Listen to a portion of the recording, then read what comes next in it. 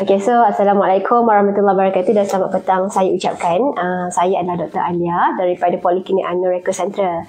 So hari ini kita nak share our monthly sharing. So tajuk yang paling hangat diperkatakan dan dibincangkan sekarang ni adalah berkaitan HFMD. So HFMD ni adalah hand, foot and mouth disease lah, penyakit kaki, tangan dan mulut. Which is the famous macam common lah kita dengar, kita tengok orang share kat Facebook, teacher cakap kat taska, dekat rumah pengasuh, baca newspaper dan sebagainya lah. Okay, so HFMD ni sebenarnya apa? So it's actually a virus lah, satu keadaan penyakit berjangkit yang disebabkan oleh sejenis kuman virus lah yang bernama enterovirus ataupun Coxsackie virus. Ada dua virus tu lah. Okay, so virus ni macam mana dia boleh berlaku? Virus ni sama juga macam COVID virus, tapi dia adalah virus yang tersebar melalui touch, sentuhan, air liur dan ini cecair, hingus, batuk dan juga cecair daripada blister pada ruam yang terdapat pada pesakit yang menghidap HFMD tu.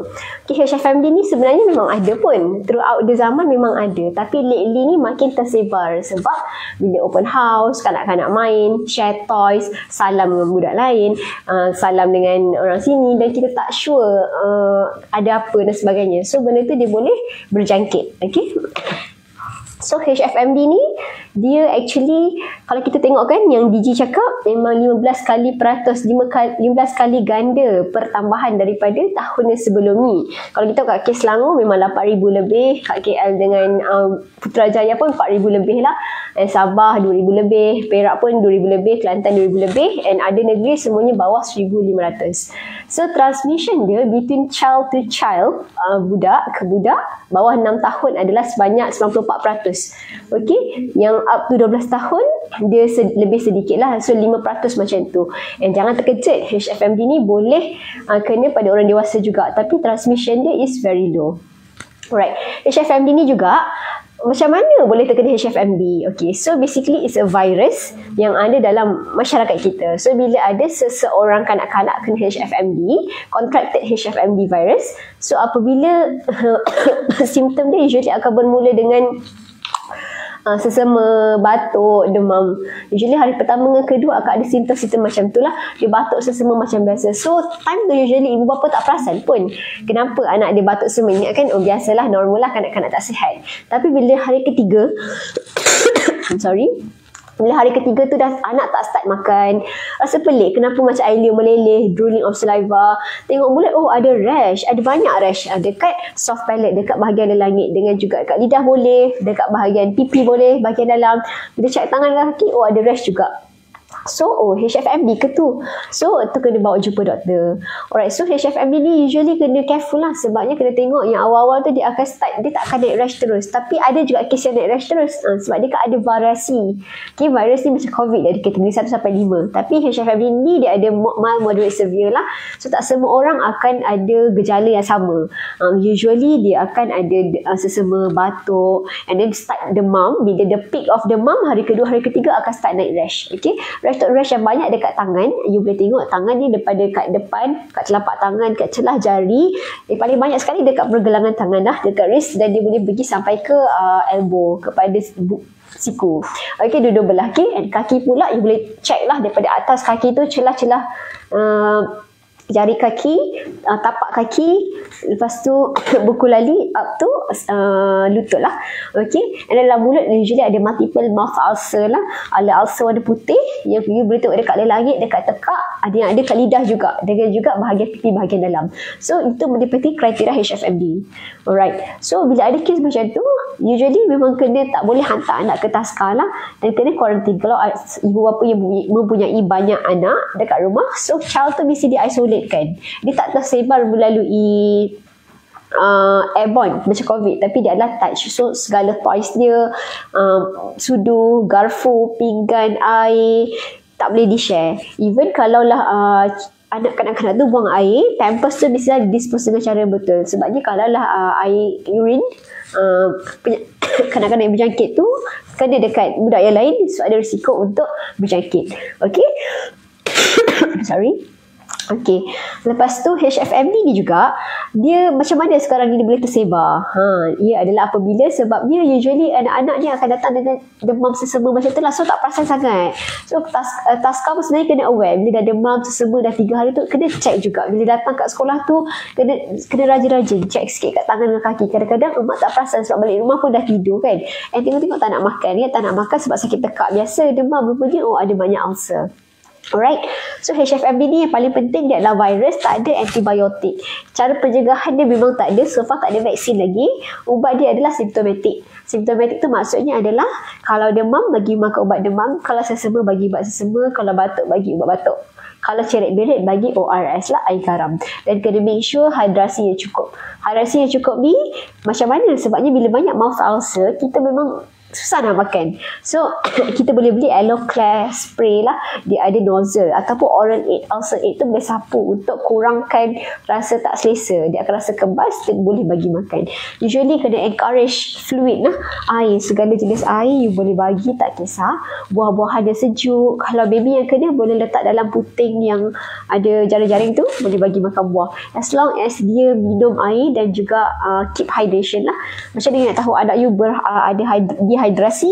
Kalau lah tak larat sangat, nampak lembek the whole day, pampers selalu tukar 4 kali sehari penuh, tapi hari tu kosong, lepas tu air kencing pekat, lepas tu nangis tak keluar suara, rasa kulit kering, bibir kering, tu adalah tanda dehidrasi. Itu memang kena pergi hospital lah, atau kena datang klinik untuk dapat konsultasi doktor untuk buat referral ke hospital. Memang kes HFMD ni mostly mild saja, boleh dirawat di rumah. Tetapi ada juga kes yang memerlukan rawatan dan juga mantauan di hospital lah untuk masuk IV drip. Alright. Okay, so kalau kena HFMD ni, boleh ke hantar ke taska, boleh ke pergi ke mall, boleh ke pergi ke playground? Sebenarnya memang tak boleh lah, dia berjangkit. So anything that the child touch, the virus may get onto the surface lah, objects tu. Enterovirus ni dia tak ada selaput, usually dia akan tahan 3 hari kat permukaan tu. Sebab tu taska actually kan yang proper punya memang kena tutup at least seminggu lah untuk sanitization. Sampai hari terakhir orang yang last ni tak HFMD tu dia kena tutup. Kalau tak dia akan jadi rantaian. So boleh jadi contohlah baby A kena HFMD kan, dia start rash, so dia di quarantine. Tapi ada 5 orang yang pernah kontak dengan baby A ni, tapi diorang tak demam, tapi still kena tutup taska. Sebab boleh jadi the next day seorang lagi kena, lagi 2 hari seorang lagi kena. So nanti dia akan wujudkan rantaian. So actually at least kena tutup to be safe 7 hari lah. Sebab tempoh quarantine HFMD ni usually 7 ke 10 hari lah. 7 hari apabila rash tu, blister tu dia dah start pecah, dah keluar air dan kering, dan dia kurang berjangkit kepada orang lain lah. Dan pada masa tu kanak-kanak tu sudah wujud antibody untuk lawan penyakit tu. So usually kita akan beri kuarantin 7 ke 10 hari lah kepada penjaga untuk menjaga pesakit tu di rumah. Alright. Okay. And then apa yang you perlu buat adalah yang satu, hidrasi, kena make sure child aktif, make sure temperature, kalau demam kena keep less than 40 lah, kena letak air, kena bagi ubat masuk mulut ataupun makan ubat demam. Sebab kalau kes ni, sebab dia adalah virus dalam badan, so dia boleh juga menyebabkan severe cases macam baby budak sawan, pesakit tu nampak macam penat, rasa macam bila panggil mamai tu kena pergi hospital sebab dia boleh jadi severe, dia boleh efek pada otak, jantung dan juga usus. Alright, tak, but most cases mild sahaja dan boleh dirawat di rumah. Okay. Lepas itu, semua kes-kes berjangkit dia pergi ke klinik akan diberi notifikasi dan akan diinform kepada taska dan juga PKD lah. And then pejabat kesihatan daerah, dan dia akan notifikan kes tu adalah wabak lah, outbreak dekat satu tempat itu, dan patut ditutup lah untuk seketika waktu untuk proses sanitization. Alright. Okay. Lepas itu kena ingat juga, tak semua rash ni adalah HFMD. Sekarang kan macam banyak sangat rash, so keliru yang mana satu. Okay, rash ni kena tengok nature rash tu macam mana. Sama ada maculopapular rash, adakah dia blister, ataupun dia dengue rash, ataupun dia eczema, ataupun dia impetigo dan sebagainya. Ada banyak jenis rash lah pada kulit. Okay, HFMD ni memang confine pada kaki, tangan dan mulut saja. Seperti dirangkan tadi, kaki daripada whole kaki up to lutut, tangan daripada semua tangan, banyaknya dekat wrist, and dia pergi ke elbow dan juga dalam mulut. Tapi ada kes yang very mild, memang ada sedikit sahaja. Okay, so untuk rash lain, contoh ada dekat badan, ada dekat batok, ada dekat private part baby, tu semua kena dapatkan rawatan doktor lah. Sometimes ikut baby measles pun banyak juga. Kita ada few juga this week baby yang measles. Chickenpox memang ada juga. Lepas tu eczema pun ada juga. Ada juga Coxsackie virus ni, dia boleh juga menyebabkan oral ulcer sahaja, dalam mulut saja. Contoh bila kita tengok pesakit tu kat mulut memang banyak ulcer, tapi kat tangan kaki tak ada. Tu tak diklasifikasikan as HFMD lah, tu adalah herpangina. It's a type of Coxsackie virus juga, tapi bukan HFMD. Okay, so untuk ibu bapa memang layak dapat cuti kuarantin, perlukan surat pengesahan di doktor, kena pergi jumpa doktor untuk dapat cuti kuarantin lah yang wajib. Okay, and then apa yang boleh dibuat di rumah adalah make sure tangan pesakit HFMD kena dibasuh. Lepas tu pampers, tisu yang ada hingus atau kahak kena didispose dengan cara yang betul. Toys kalau boleh, kalau ada anak yang lain kena asingkan, kena sanitize. Alright. And then untuk memberikan hidrasi yang cukup dan makan makanan yang sihat, ada vitamin C. Kalau ada apa-apa benda yang merisaukan, nafas laju, demam yang 3 hari berterusan lebih daripada 39 darjah Celsius yang tak kebah, tak aktif, tak nak minum air langsung, pampers kosong, nangis sampai tiada air mata, memang kena mendapatkan rujukanlah kepada hospital, okay, untuk admission. Lepas itu ada soalan tak? Sebentar ada soalan tak nak tanya?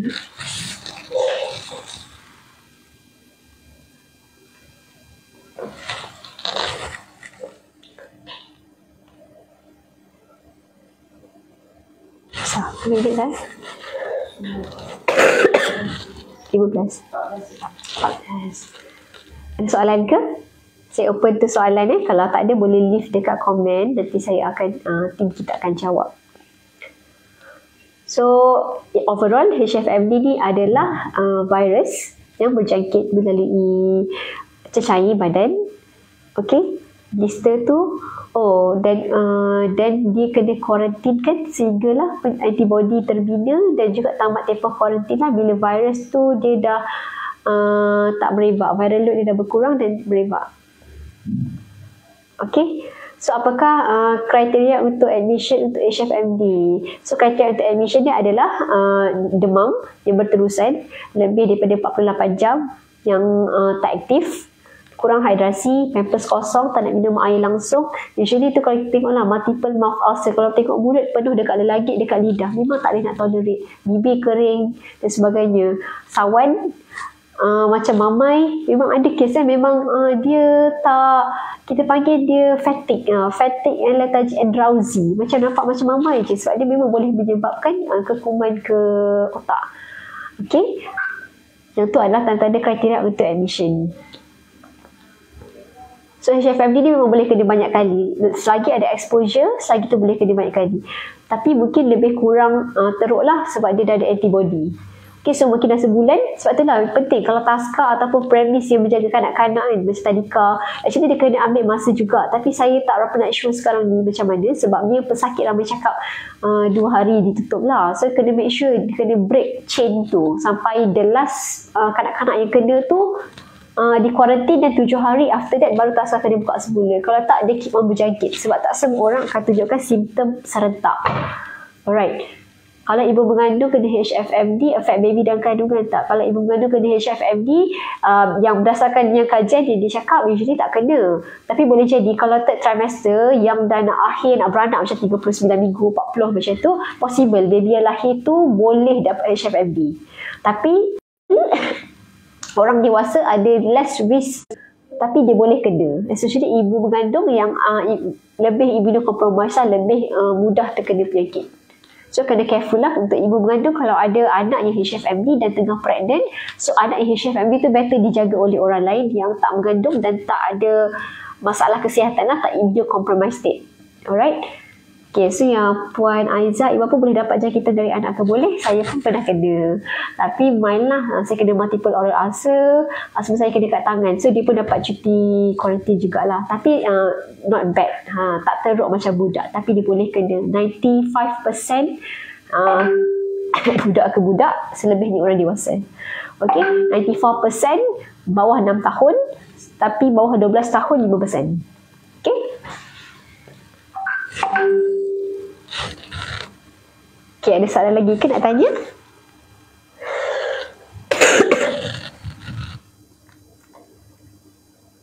Okay, so saya lupa lagi. Untuk tambahan ubat-ubat, ubat apa yang diperlukan? So mestilah kena jumpa doktor dulu, datang ke klinik kita. InsyaAllah kita boleh sediakan ubat yang terbaik lah. So kalau demam, ubat demam, ubat buntut kalau perlu. Dan lepas tu ubat batuk, ubat sesama, spray hidung. Kalau sesama, blok. Untuk tekak pula, kena guna Aloclair spray lah. Aloclair tu dia special spray, dia ada nozzle. So you just spray dekat tekak. Sebab kalau kita guna oral aid, susah nak capai kan. Actually bulat yang kita susah nak buka bulat dia. So spray tu just spray lah, spray tekak. So dia akan berikan lebih keselesaan. Ada yang mengatakan rash tu tak sakit. Tapi saya pernah jumpa kanak-kanak yang memang jalan bertincit sebab sakit sangat dekat tapak kaki dia, gatal. So kalau ada pesakit yang ada eczema, kena careful jugalah. Sebab kalau eczema dia akan garu rash tu. So tak nak jadi ada skin infection. Okay, so kadang kita bagi calamine lotion jugalah untuk sapu dekat kulit. Alright. So ubat-ubat tu semua boleh didapati di klinik kita. So boleh datang untuk konsultasi doktor dan apa-apa persoalan kita boleh konsult dengan lebih lama. Alright. So jangan lupa juga selain pada HFMD, penyakit dekat Taska, bila Taska dah buka lepas raya, dah pergi open house, ada juga macam datang sebab penyakit kuman paru-paru, kena dapatkan booster juga siapa yang pneumococcal, influenza, memang kena ambil jugalah vaksin-vaksin yang ada. Sebab HFMD tak ada vaksin. COVID untuk bawah 5 tahun pun belum ada vaksin lagi. So vaksin mana yang ada, kita kena try grab lah untuk berikan kesihatan yang terbaik untuk anak kita. So kita ada banyak stok influenza dengan pneumococcal. Jangan lupa dapatkan additional vaksin dekat our clinic. Okay, untuk a better healthcare untuk anak-anak. Okey, kalau tak ada soalan, itu sahaja daripada saya. Okay, Assalamualaikum warahmatullahi wabarakatuh. Bye.